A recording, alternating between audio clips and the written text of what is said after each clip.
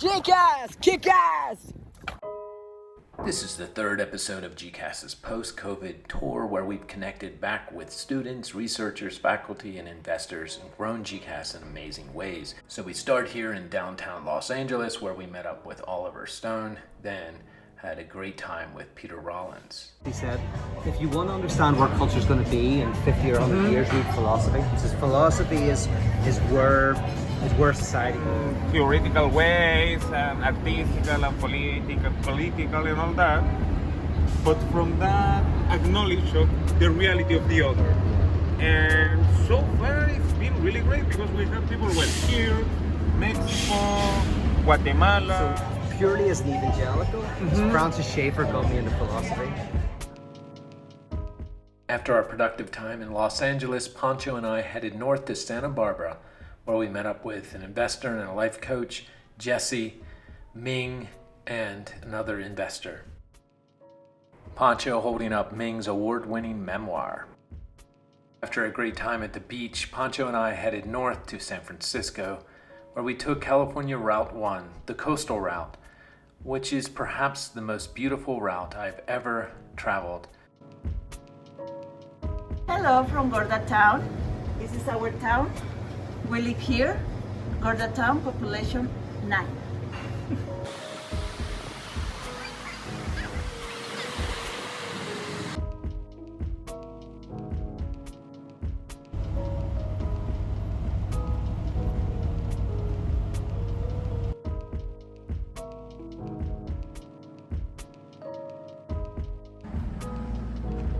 This is the Henry Miller Museum and Library, and it's a beautiful place in the Big Sur, right on the cliffs overlooking the Pacific Ocean.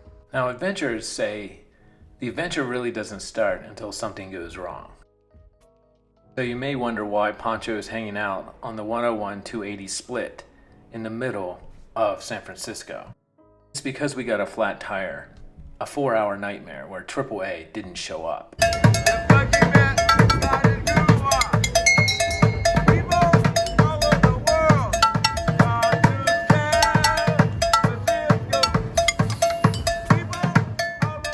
Once we settled in, San Francisco proved to be amazing.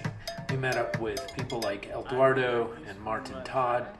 It was an incredible time. And lately, I fell in love with NFTs, which is a way to have your art being sold and bought using the technology of the Ethereum blockchain.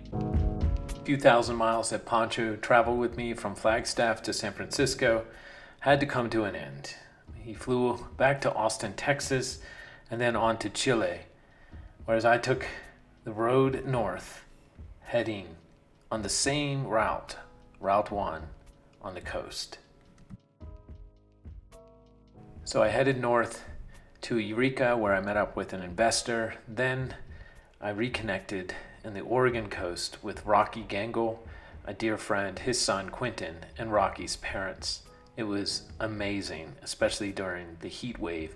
We stuck to the coast and kept cool. But first, I went through the amazing redwood forests of Northern California and Southern Oregon. And I have to tell you, it was an incredible experience. I've never seen trees like this. It was so inspiring to see trees that were hundreds and hundreds of feet tall, up to 300 feet, that were over 2,000 years old. This part of the journey was incredibly rewarding. I've never been around nature quite like this. And it's incredible to see the sea and the land intersect. Just look at these images.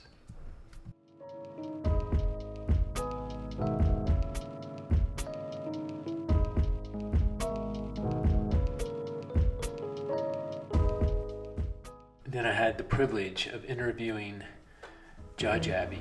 Tribal person to become a lawyer in the state of California, the first woman. After this inspiring interview, I headed north to Oregon. Happily, the trip went without incident, although I did see a few accidents on the highway. And here, I was finally able to see, for the first time, the amazing sand dunes of Southern Oregon.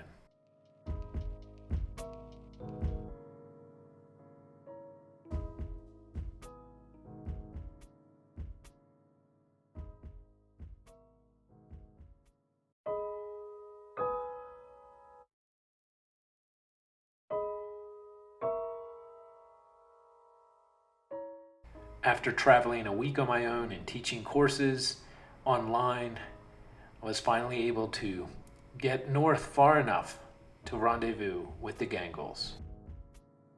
Here's one of the sunsets we caught on the drone, which according to Sandra was just average. Rocky, Quentin, and I went camping for a couple days before we headed north to Portland.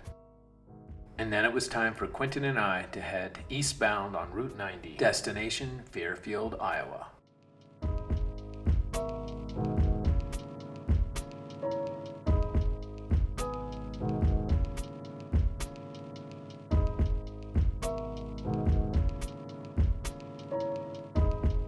Woo! We are in Montana. It was good that we headed eastbound before the great and historic forest fires began. We popped another tire just north of the Wyoming-Montana border, and we put the spare on and headed to Sheridan, Wyoming, which was interesting, but it took us 4 days to get a spare tire flown in from Salt Lake. Turns out that Ernest Hemingway wrote a section of his novel, A Farewell to Arms, right there in the Sheridan Inn. After 6,000 miles of driving in 45 days, it was nice to arrive back in Fairfield, Iowa, hanging out with Sandy and Mark and Taylor and others. It was amazing.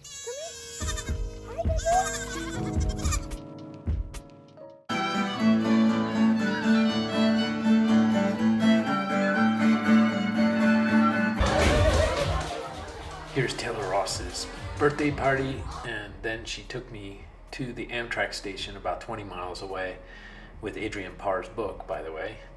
Then I finally was able to get on the train, which was of course 5 hours late. Here it is, crossing the Great Mississippi River on the way to Chicago.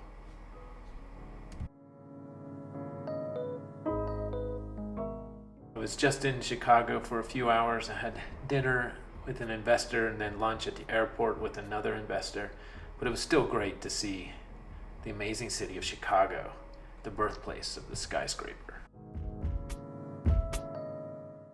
Then I took the public transport to the airport to fly to New York, where I met up with a few more investors and dear friends. Then to Grand Central, where I hopped a train up the Hudson Valley to meet up with Samantha, Koss, Martha, and Faras, poets, artists, writers. Extraordinary time. Unbelievable. So that was my first experience of writing. So to some degree, I think it's who I am. It's the music in me. Hope you're doing well. I'm on Lexington Avenue in New York, about to head to the Newark airport, and I just wanted to say just how amazing this tour has been. Traveling around the country and visiting amazing people and talking with the supporters that allow us to do what we're doing. So it was to Orlando I flew to hang out with my adopted family, who's also adopted me. It was amazing. Beautiful time of relaxing and having good meals together before I flew off to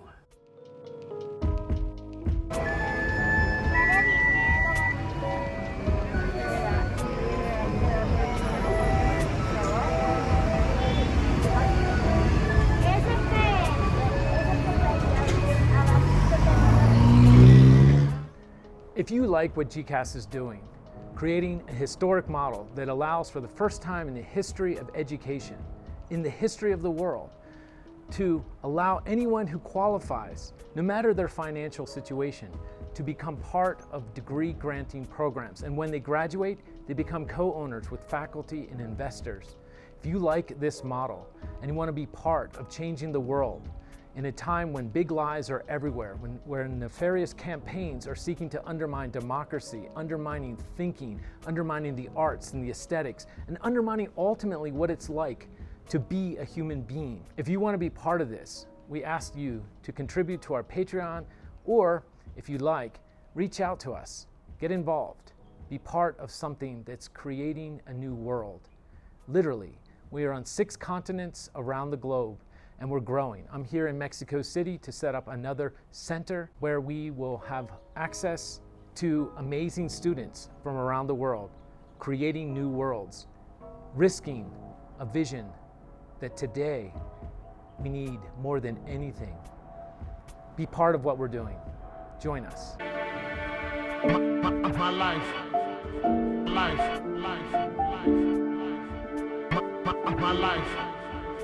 life.